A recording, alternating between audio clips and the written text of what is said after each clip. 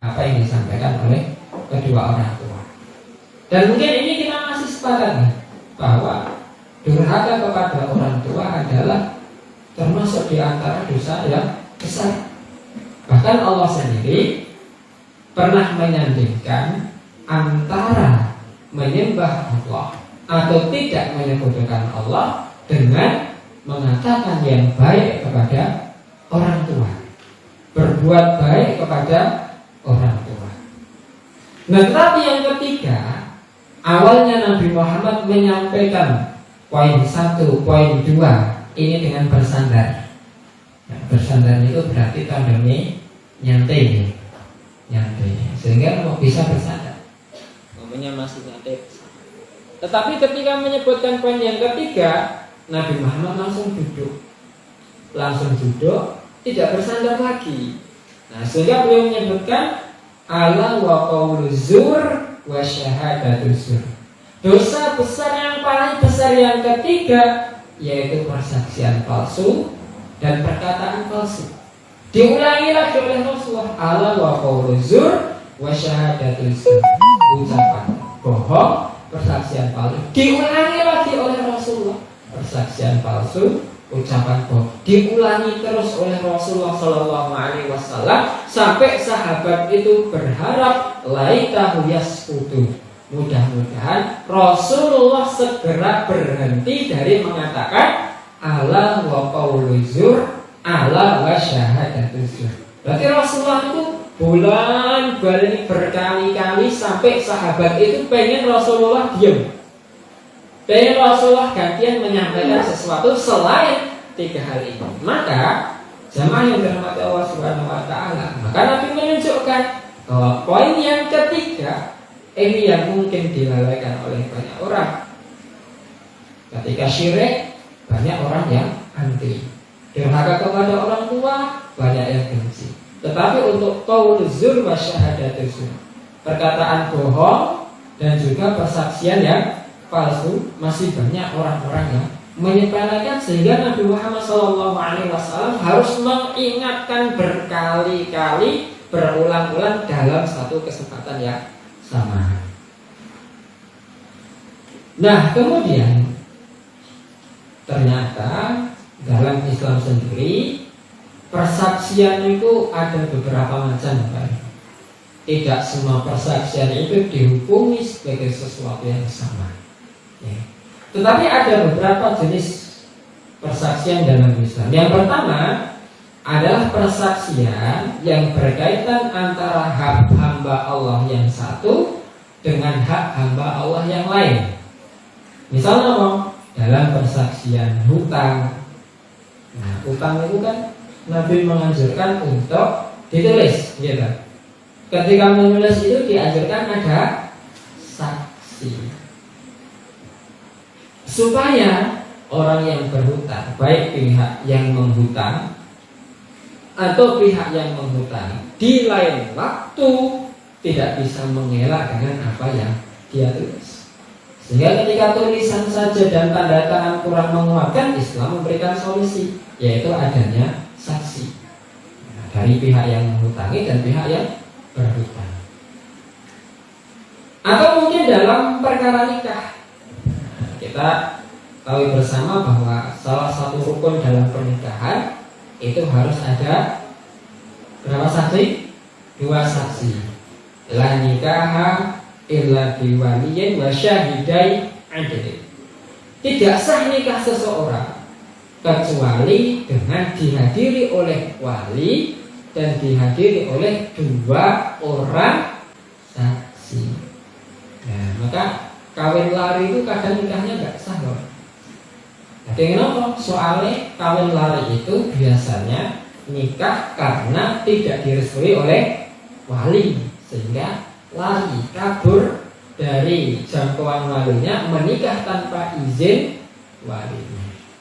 Nah, lebih lagi ketika tidak didampingi oleh 2 orang saksi, dan ternyata saksi ini tidak boleh sembarangan orang menjadi saksi. Nek wonten kriteria-kriteria pun. Nek wonten saksi nikah niku wau, Nabi sampun menyebutkan illa biwaliyin wa syahidai adlin, dua orang saksi yang adil. Maksudnya adil ini apa? Maksudnya adil adalah selama hidupnya antara ketaatan dengan kemaksiatan lebih tampak ketaatannya daripada kemaksiatannya. Nek boleh wong sing ora nek dosane sama sekali boten enten. Sing boten gadah dosa niku namanya sinten? Malaikat. Para malaikat. Nabi. Nah, nabi itu maksumu minad dzambi. Para nabi itu dijaga oleh Allah dari dosa. Tetapi para nabi tidak dijaga oleh Allah dalam satu dua kondisi dari kesalahan. Maka nabi itu pernah salah tetapi tidak pernah berdosa. Dan salahnya nabi itu sebagai apa? Sebagai hukum syariat dumateng kula lan panjenengan sami selaku pengikutnya. Supaya nek awake dhewe nek salah niku ajeng napa wonten contone salate salah terus kudu piye? Oh ternyata nabi juga pernah salah. Ketika salah dalam suatu perkara terus harus seperti apa? Oh nabi dulu pernah salah juga dalam perkara tersebut, terus kita harus seperti apa? Nah, maka salahnya Nabi Muhammad SAW niku sampun disetting oleh Allah sebagai sarana menyampaikan syariatnya kepada kita umat Islam. Nah, jadi persaksian yang mana berkaitan dengan hak satu orang dengan orang yang lain, maka harus disampaikan, harus ditunaikan, harus dijujurkan, tidak boleh ditutup-tutupi, tidak boleh dibohongi. Maka Allah Subhanahu wa taala menyampaikan dalam Al-Qur'an surat Al-Baqarah ayat 283, "Wala taktumus syahadah wa may yaktumha fa innahu athimun qalbuh." Dan janganlah kalian menutup-nutupi persaksian. Barang siapa yang menutupi persaksian, maka hatinya telah berbuat dosa. Makanya saksi dalam pernikahan atau saksi dalam hutang selain harus diadakan ketika suatu saat ada konflik, ada masalah yang melibatkan saksi. Oh, nggak tahu nikah saksinya di si fulan. Maka si fulan yang pernah menjadikan saksi harus memberikan kesaksian yang jujur. Nah, kecuali Bapak Ibu jamaah yang dirahmati Allah, ketika kesaksian yang disampaikan oleh seseorang untuk melindungi hak orang lain itu mengancam nyawanya. Nah, kata suatu tiang sing mengertosi muamalah satu orang dengan orang yang lain, ternyata ketika dia memberikan kesaksian yang jujur, nyawanya terancam. Entah diancam pembunuhan atau diancam pekerjaannya atau diancam yang lainnya. Maka Nabi menyampaikan la dororo wala diroro. Tidak boleh seseorang membahayakan dirinya sendiri. Maka membahayakan diri untuk menolong orang lain itu tidaklah lebih baik daripada menyelamatkan dirinya sendiri. Nah, milo mana yang disunahkan? Nah, untuk kasus ini yang diutamakan adalah untuk menyelamatkan dirinya sendiri. Nah, terus jenis persaksian yang kedua yaitu persaksian antara seseorang dengan kaitannya hak orang lain kepada Allah. Misal ketika ada kasus hudud, entah niku perzinaan, entah niku pencurian, entah niku perjudian, entah niku perbuatan-perbuatan yang menyangkut hudud yang lainnya, maka yang dianjurkan oleh Muslim satu kepada Muslim yang lain ini bukan saling melaporkan, bukan saling melaporkan. Jadi misal ada orang yang melihat orang lain berbuat zina, nah dilaporke secara hukum Islam Orang yang berbuat zina itu nek sampun nikah hukumannya dirajam. Bisa melaporkan, laporannya diterima ketika membawa 4 orang saksi. Tetapi ketika melihat orang lain berbuat zina, yang dianjurkan apa? Yang dianjurkan oleh Nabi Muhammad yaitu man satara musliman satarahullahu fid dunya wal akhirah. Barang siapa yang menutupi aib, celah, cacat, keburukan orang lain, satarahullahu fid dunya wal akhirah, maka Allah akan menutupi cacat dan aibnya di dunia dan di akhirat. Berarti sampai dilaporkan atau dipendam dulu.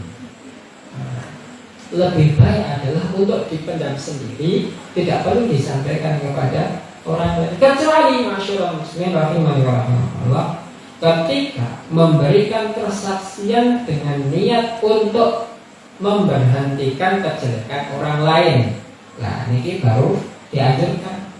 Ada seseorang yang sudah sangat jahat, sangat dolim kepada orang lain, kemaksiatannya pun kathah, bebayani yang sanes. Nek mboten dilaporke, saya rusak masyarakat, saya rusak tanggane, saya ganggu yang kathah, maka harus dilaporkan dan disampaikan dengan kesaksian yang jujur. Tetapi wonten napa alasanipun, yaitu untuk memberhentikan atau menyetop kemudaratan dari kesalahan yang dilakukan oleh orang lain. Nah, kemudian dalam hadis berikutnya dalam kitab ini disebutkan wafil asari, dalam suatu asar, dalam suatu riwayat Nabi niku nanti berkhutbah. Benten khutbah kali ceramah niku nek ceramah nyantai, nek ceramah niku slow, nek ceramah niku nggih kados kita ngeten iki kajian ngeten iki. Tetapi ketika khutbah Nabi niku berapi-api, sampai pernah diriwayatkan Nabi niku berkhutbah mukanya sampai memerah, mergo nesu. Ya walaupun tidak hakikatnya marah, tetapi untuk menekankan pentingnya dari isi khutbah tersebut. Maka khutbah Jumat itu dilarang untuk membuat jamaah tertawa gitu. Nah, khutbah Jumat tak lucu itu tidak sesuai, tidak sesuai aturan. Nek saged kok jamaah itu sampai wedi. Nek mboten jamaah sampai menangis. Karena apa? Karena saking tegangnya suasana yang dibuat oleh khatib, menggebu-gebu, mukanya memerah, matanya melotot, suaranya kencang. Nah, itu ciri khutbahnya Nabi Muhammad Sallallahu Alaihi Wasallam. Nabi pernah berkhutbah. Saat ini tidak nuraknya.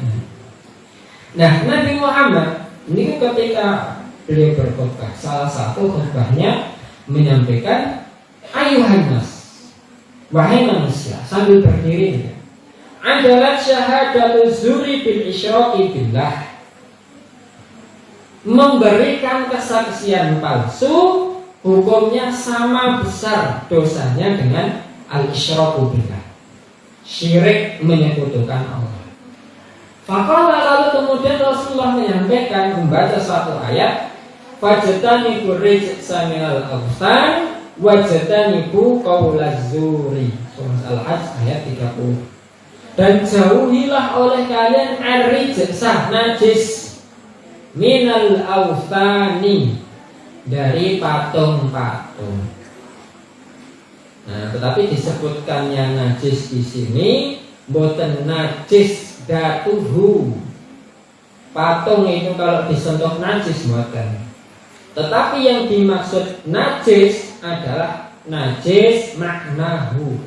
Karena patung itu biasa digunakan untuk perbuatan-perbuatan menyekutukan Allah. Maka yang najis itu apa? Keyakinan tentang kesyirikan tersebut, menyekutukan Allah kepada patung, itulah yang najis. Sama seperti ketika menafsirkan ayat innamal musyrikuna innamal kafiruna najasun. Hanyalah orang-orang kafir itu najis. Pertanyaannya, nek delok wong kafir kudune batal atau orang kafir nggak boleh ke masjid? Ternyata tidak. Orang kafir tetap boleh ke masjid. Menyentuh orang kafir tetap tidak menajiskan kita. Tetapi orang kafir itu najis mergo apa? Najis akidahnya. Karena tidak mau menyembah Allah Subhanahu wa taala. Sehingga nalika wonten tiyang kafir mlebet Islam niku diwajibkan untuk mandi besar, untuk menghilangkan najis-najis yang dulu telah dia ini ketika dia masih kafir. Lah kenapa di sini Nabi mensejajarkan antara persaksian palsu dengan menyekutukan Allah? Nah, kita itu simpel, bersaksi dengan kesaksian palsu. Ini kenging nopo kok Nabi menyejajarkan dengan perbuatan syirik? Karena syirik yang dilakukan oleh seseorang itu bisa menghancurkan agama dirinya sendiri. Maka Allah menyampaikan la in asyrakta la yahbatanna amaluk. Jikalau engkau syirik menyekutukan Allah, maka akan terhapuslah, hilanglah semua amal-amalmu.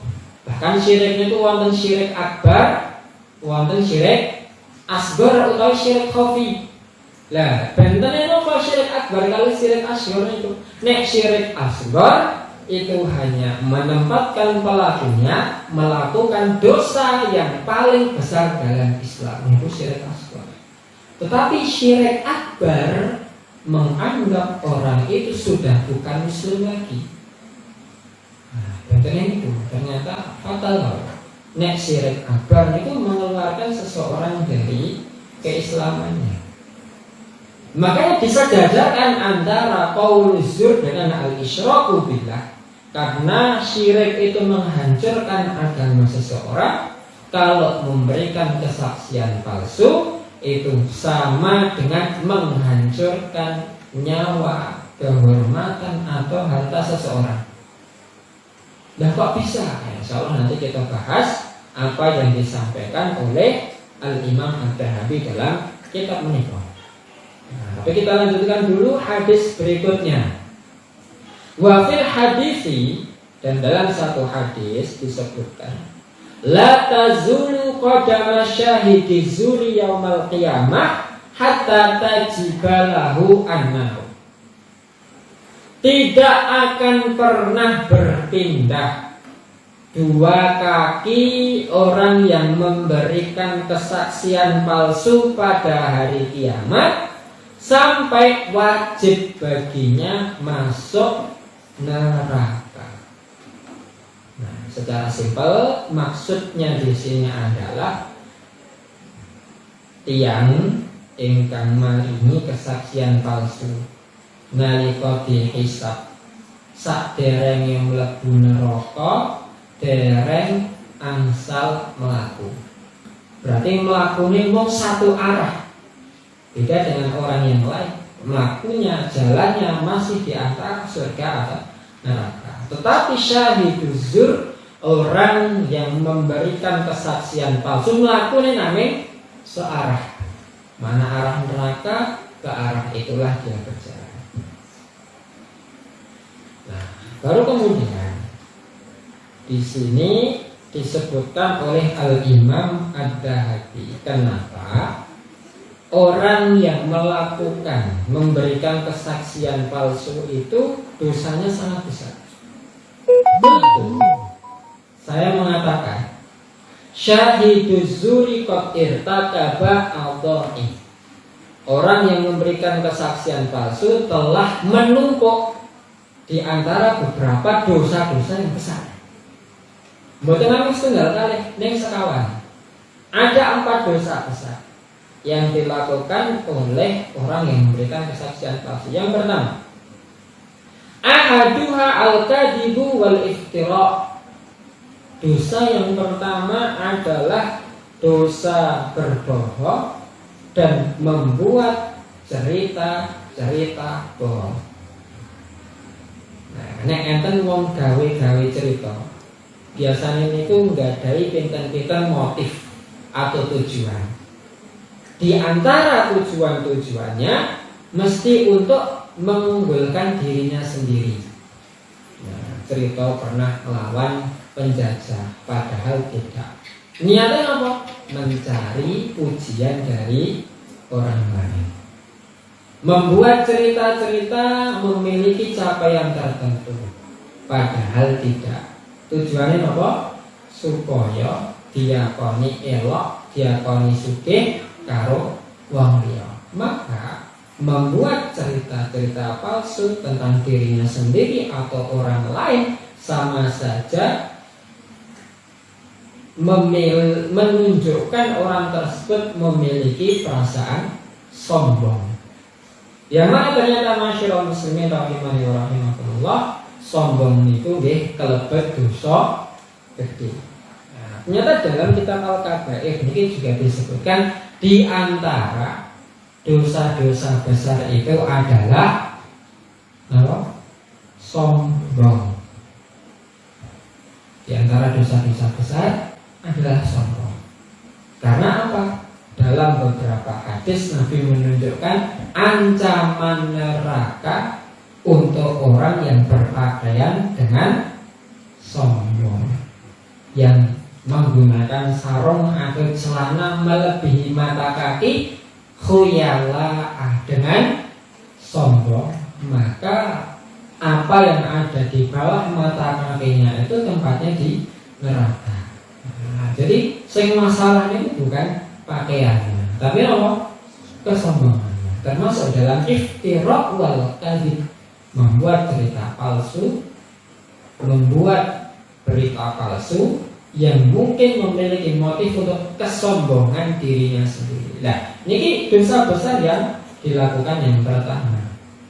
Sebagaimana Allah berfirman dalam surat Ghafir ayat 28, innallaha la yahdi man huwa musrifun kadzdzabun.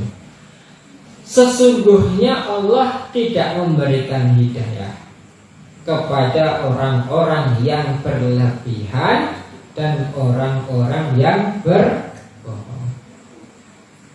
Nah, di sini juga disebutkan, oh ternyata bohong juga termasuk dosa besar. Kenapa demikian? Karena terbiasa dengan bohong terhadap sesuatu yang kecil menjadikan seseorang akan mudah berbohong dengan perkara yang besar. Diawali dari mendustakan kebenaran, bisa jadi karena terlalu sering dikerjakan, mendustakan kebenaran yang datangnya dari Allah Subhanahu wa ta'ala. Nah, penjelasan nomor kali, annahu dzalama alladhi syahida alaihi hatta ukhida bi syahadatihi maluhu wa irduhu wa ruhuhu. Seseorang yang memberikan kesaksian palsu, maka dia telah menzalimi orang yang dirugikan dari persaksiannya, sehingga dengan perbuatannya tersebut mampu mengambil harta orang yang dirugikan, atau mengambil nyawa orang yang dirugikan, atau menodai kehormatan orang yang dirugikan. Maksudnya apa? Ketika seseorang memberikan kesaksian palsu, mesti dalam mahkamah tersebut ada dua pihak yang sedang bersengketa. Nah, ketika kesaksian palsu ini diucapkan, maka akan ada pihak yang diuntungkan dan pihak yang dirugikan. Lah, kalau sampai seharusnya pihak yang menang ini menjadi pihak yang dirugikan karena adanya persaksian palsu, berarti yang bikin apa? Tumindak zalim. Padahal Nabi sudah menyampaikan ittaqu dzulma fa inna dzulma dzulumatun yaumal qiyamah. Takutlah kalian, bertakwalah kalian kepada kezaliman, karena kezaliman itu menjadi kegelapan pada hari kiamat. wattaqus syuha. Nah, dan yang kedua ini rada menggelitik, yaitu wattaqus syuha. Jauhilah, takutlah kalian kepada sifat pelit atau bakhil. Ojo dadi wong util.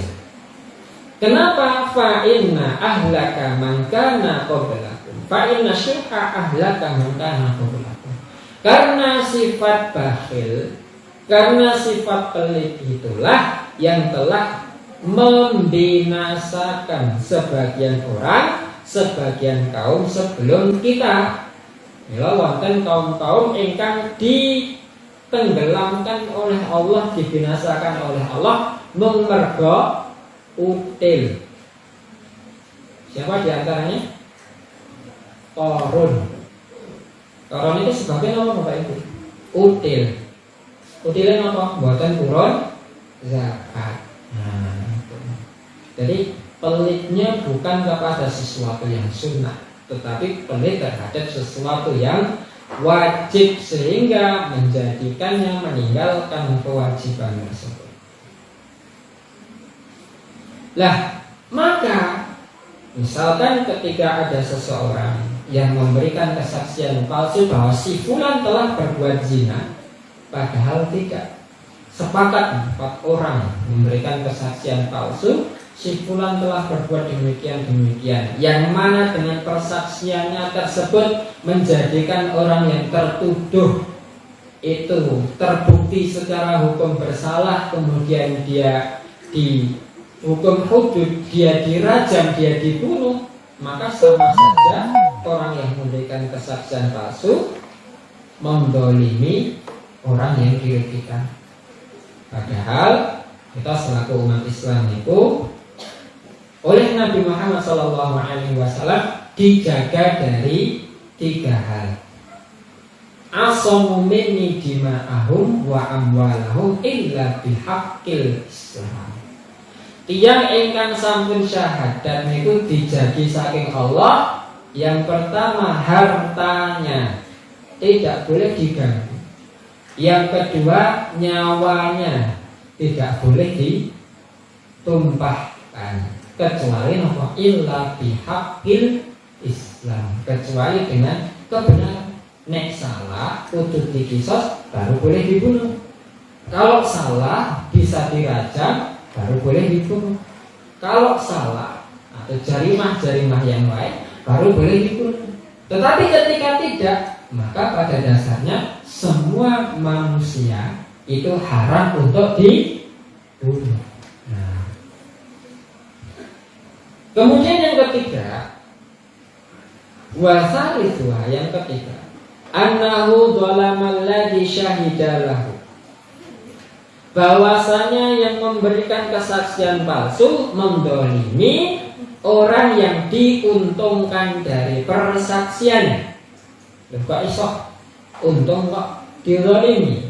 Bi ansaba ilaihi malal harama fa akhadahu bi syahadatihi wa wajabat lahun nar. Maka orang yang dengan persaksian palsunya menguntungkan suatu pihak berarti memberikan harta yang tidak semestinya menjadi miliknya kepadanya.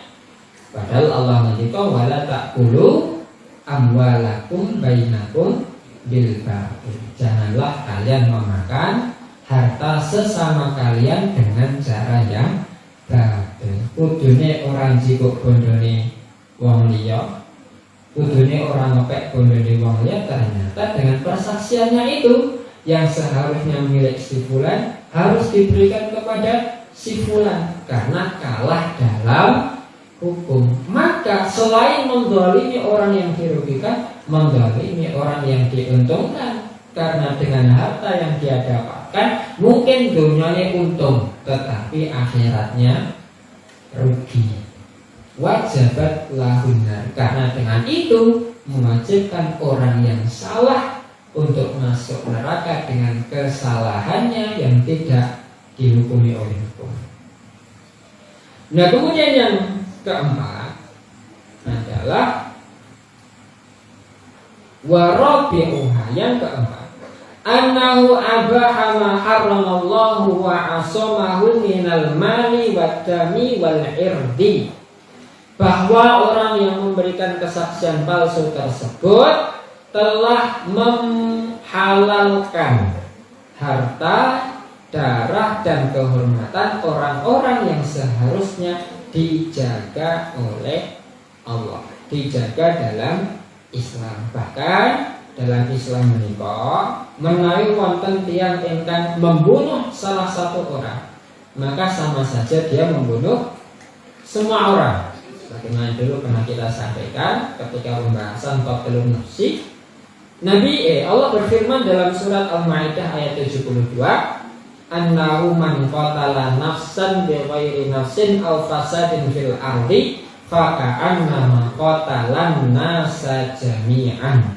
wa man ahyaha faka'annama ahyan nasa jami'an, bahwasanya barang siapa yang membunuh satu jiwa tanpa ada alasan yang dibenarkan, maka sama saja dia membunuh semua manusia. Dan barang siapa yang mengusahakan kehidupan satu orang, maka seolah-olah dia menghidupkan, berbuat baik, mengusahakan untuk kehidupan semua orang. Sehingga wonten pamungkasan teng mriki dipun kutip hadis saking Rasulullah, kullul muslimi 'alal muslimi haramun damuhu wa maluhu wa irduhu. Setiap muslim satu dengan muslim yang lain itu haramun. Artinya haramnya itu apa Bapak? Mulia, terbebas. Apanya? Damuhu, satu darahnya atau nyawanya. Yang kedua maluhu, apa? Hartanya. Yang ketiga wa'irduhu, dan kehormatan. Dan seseorang yang memberikan kesaksian palsu, kenapa dianggap sebagai dosa yang besar? Karena itu adalah celah untuk mendolimi orang lain.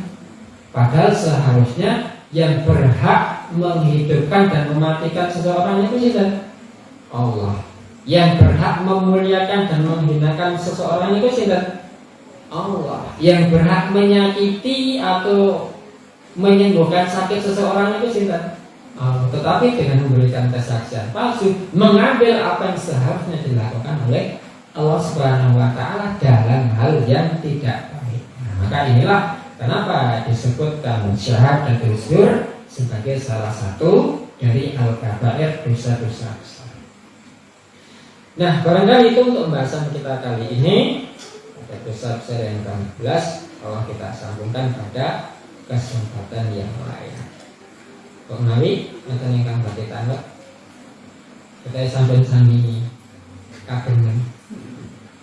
Atau kabengen terus ngantuk. Kita tutup ya. Kok nawi cekap pembahasan kita tutup kan alasan hamdalah dan doa kafaratul majlis.